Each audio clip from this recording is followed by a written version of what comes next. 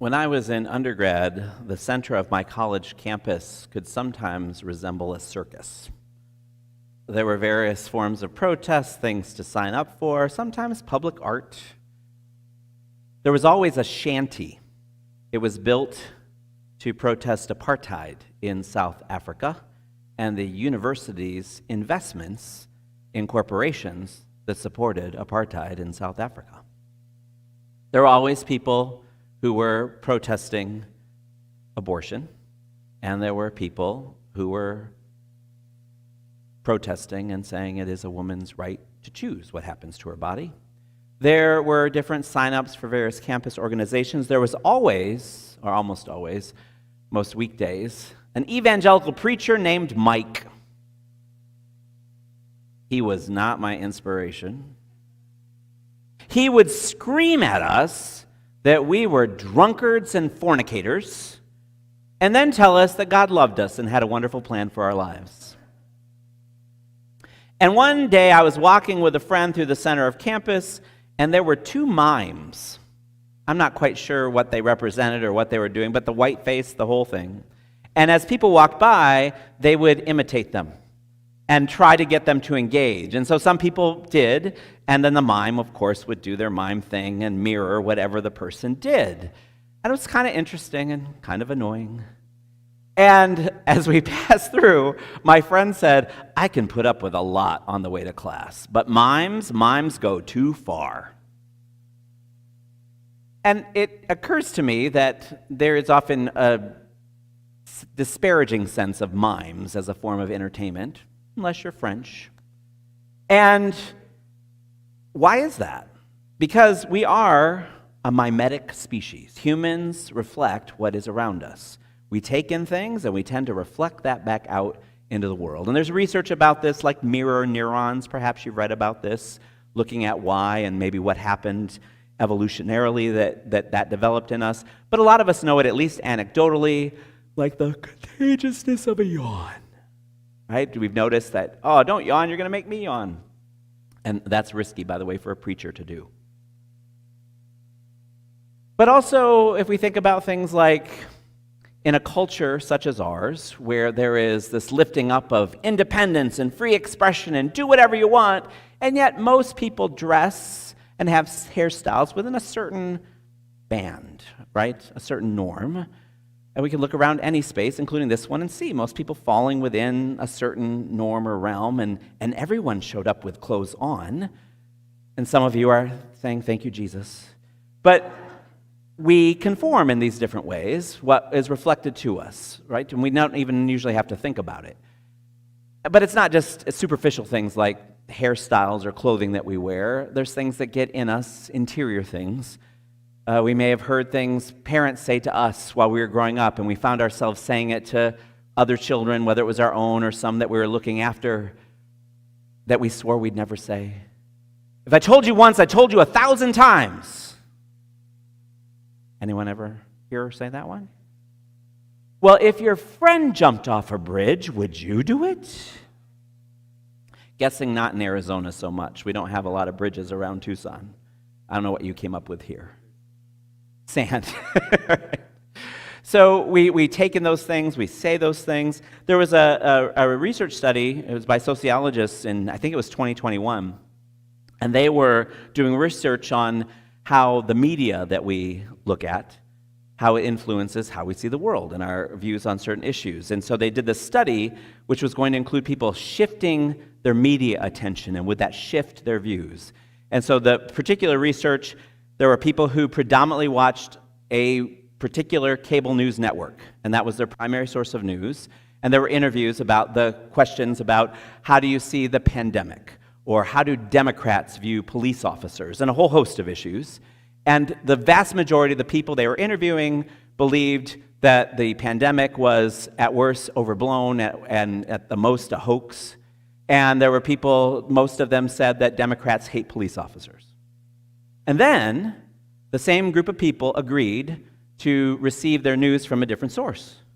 And so they did that for a while, and they were all asked the same questions. And the vast majority of people answered differently. We reflect what we take in.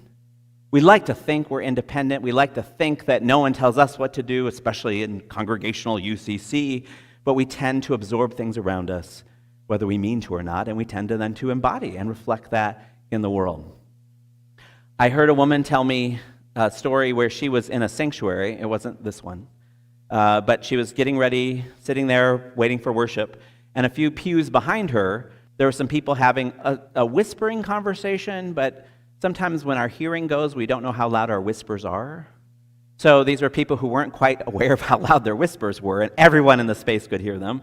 But they were talking about something that had been controversial in that church, and the primary speaker, loud whisperer, was saying how she really disagreed with what the leadership had done, and the person telling me the story said, and was sharing some things that were clearly misinformation. But no one pushed back or challenged. She said there was just this kind of chorus of whispering, uh-huh, uh-huh, uh-huh. She said, as if it was contagious. What do you pay attention to? What do you reflect in the world? What do you want to reflect in the world? Jesus is recognizing that as human beings, there's things we take in and then things we reflect out. And we are made in the image of God, but we can reflect fear and scarcity and hurt and harm because we take in fear and scarcity and hurt and harm. And so he's calling people to follow in a way to reflect the deepest truth of who we are.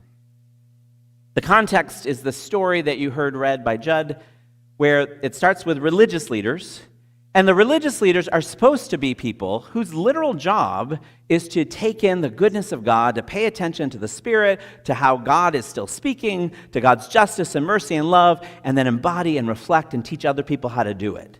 But it looks like these particular leaders have been taking in scarcity, fear, and so what they reflect in the world is scarcity and fear, and they try to maintain power and control, and they are so committed to their power and control. And this is, the biblical stories say, inevitably, anyone ultimately committed to power and control will use violence to try to get it. That's where the arc is headed in the story. So they're trying to trap Jesus, and they start by, did you notice, buttering him up. Oh, good teacher, we know that you show no deference to anyone. We know that you're a good boy, or whatever, yada, yada, yada. Jesus isn't buying it. And after they butter him up, they ask him about, kind of like the poll I was talking about with the sociologists, a controversial social issue from their time and place.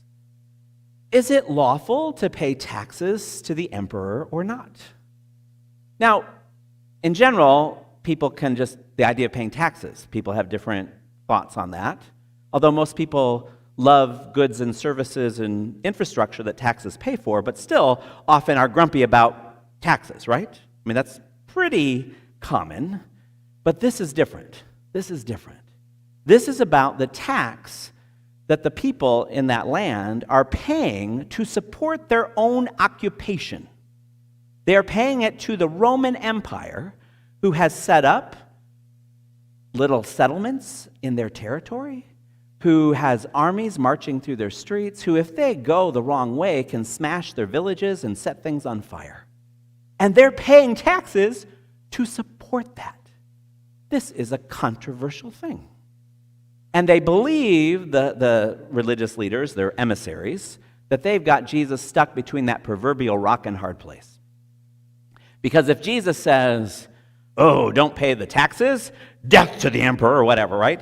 He's unpatriotic, he's a traitor to the Roman Empire, and then no more Jesus problem. They'll turn him in. And if he says, oh no, you should do your duty and pay your taxes, well, the people that are following Jesus around don't see it that way, and then Jesus' popularity in the polls will go way, way down, and the Jesus problem is over. So they got him, they think. Jesus, though, sees through them, lets them know that he sees through them. You hypocrites. And so what Jesus does is not answer their question, but he asks them to produce the coin. And the coin in question, you heard, is a denarius. It's a Roman coin because you had to pay the Roman tax with a Roman coin. So that means that the local currency, you had to exchange it to get the Roman currency to pay your Roman tax. And by the way, as a observant Jew, if you wanted to go to the temple and make offerings, you had to, if you had those Roman coins, you had to exchange it to get the local currency, which is why there are money changers in the temple, a story we see later.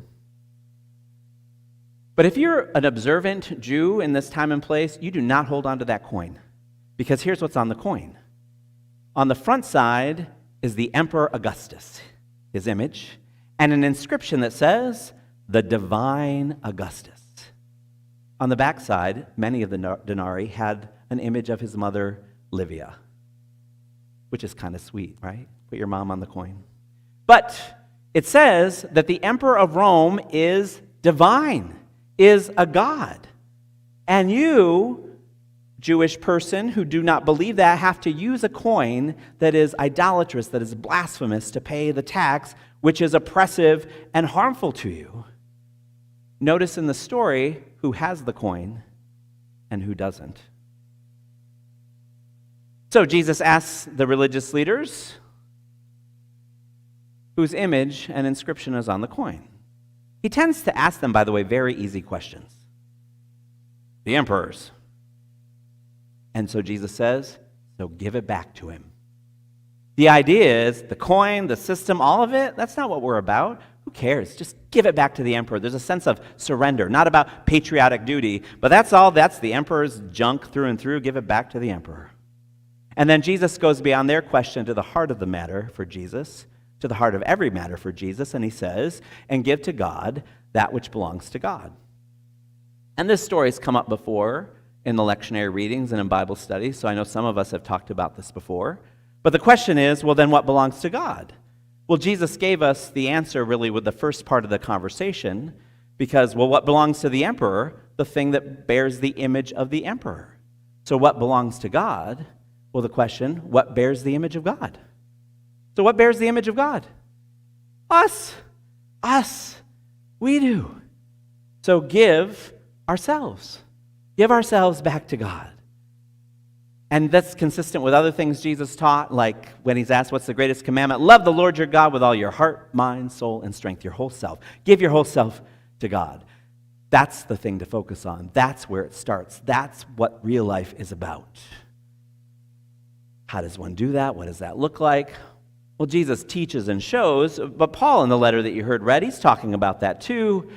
And Paul says, be imitators of the Lord, of Jesus. Be imitators. The Greek word, mimeo. Mime. Came full circle. Mime Jesus. Imitate Jesus. Now, many of us, if we've grown up in kind of mainline Protestant traditions, we've heard this in some form all our lives, that when there's something to look at or something to decide, we're supposed to ask, what would Jesus do? And then do it. Anyone learn that? What would Jesus do? WWJD. What would Jesus do? And then do it. But I know when I was taught about that, and I've heard this from other people, that the way that we looked at that or imagined that, we often skipped the foundational steps that Jesus went through to do what Jesus did. For example, it was, I'm dealing with a particular situation, and I imagine, what would Jesus do? And I'm thinking about the morals and ethics of Jesus and trying to apply it to my current situation. But what gets skipped is, well, how did Jesus live so morally or ethically? What did Jesus do? Well, he talked to God a lot about it. He paid a lot of attention to the divine. He's early in the morning in prayer and up all night at times in prayer, and he's wrestling with the scriptures and talking about what it all means together with other people, breaking bread together, worship in the synagogue, worship in the temple. Jesus keeps putting himself in the presence and energy of the divine, and then he knows what to do and has the power to do it. So really, when we ask that question, what would Jesus do? Step one, he'd pray. Pray listening. He would seek, what is God's good pleasure? What's God's vision? What's God's dream? And connect with the power to live it out in lots of different ways. We were talking last week about the party practices, the spiritual practices to be part of the reign of God, and the things that we do that connect us with the divine wisdom, higher power, and then that helps us know how to live and move and have our being. That's one of the ways we give our whole selves to God, that we then embody the image of God that we are. Which is way easier to say than to do. Right? Got an amen. Thank you. I recognize for myself that one of the challenges, even as I intellectually understand this path, is I know so well the way of, we might call it the emperor, the way of Caesar, the way of power and managing and control and trying to stay in charge or stay ahead. I know those ways. And so what I'm dealing with or what comes up, often the default is living what I've been taught and what I've learned. And so I hear this challenge first: give to Caesar what is Caesar's, give to the emperor what is the emperor. Let go of that. You gotta make room. You just live the autopilot that's been modeled to you in the world, Michael, it doesn't work so well. And what I have seen, and my motivation is, in my own life and the lives of other people who've borne witness, is it works better the Jesus way. It works better reflecting that way of Christ, that way of offering ourselves to God, and that brings something better to birth, to life in the world. And one of the things I was thinking of, and it's partly as I was remembering that story the woman told in the beginning of a worship service about people talking negatively about a church issue, I was remembering, unrelated to that particular issue, this day that started when I had this really long day. This is a number of years ago. And I knew it was going to be a long day, and I knew at the end of the day I had a meeting that I was dreading. Because the people were going to talk about something that they did not talk well about, and there were some really challenging personalities that were going to be in that room. And some of my anxiety about the fullness of the day, I will confess, I cut short the time I normally would spend in prayer and listening. I did a quick okay, God, just help me. I got so much to do, I got to get going. And off I went. And then I remember about midday, I was like, oh gosh, I'm tired. And I'm going to be up I'll be in a meeting till 9 o'clock. Anyway, by the time I get to that meeting, it went as predicted. And as I'm sitting there, as people were arguing, not in a nice way with each other about something, and my brain started to drift to, I am certain now that God is calling me to a ministry in a lonely cabin in the woods somewhere. But that wasn't helpful. And so what I did do is think, I need more water, and just to step away. So I excused myself for a moment, and I went and got some water, but then I actually turned the corner and sat in a chair in this other room away from the sound of the meeting. And I took some deep breaths, and I prayed. And I'll confess, I cried a little bit. I was so frustrated. Because there's times where how the church acts, and I think, Jesus did not intend this. And it breaks my heart. But as I was in this listening and this silence, what then came to me was a little more energy, a little more hope, and that I might just do with the group what I just did with myself. So I went back into that room, and when there was a pause in the conversation, I said, how about we just take a little break and pray again? I know we prayed at the beginning, but that seems a really long time ago. And that's a nice thing about most churches. If you invite people to pray, they don't usually say no. And so I didn't use a lot of words or language, mostly a prayer that had to do with some breath and listening and being. And it didn't fix everything, and it wasn't like the lights came shining from the heavens with angels singing, but it shifted the energy, and it went better. And for me, it's again one of those reminders that God's better, as Rob Bell puts it, God's better is better. And so I remind us that all the time we're taking things in and we're reflecting things out. What do we want to give into the world? Who do we want to be in the world? Jesus is showing the better way, the way of giving our energy and attention, ourselves as much as we can, to the presence and life and Spirit of God, that we reflect that image of what is just and generous and good. And the world needs this from us. Amen.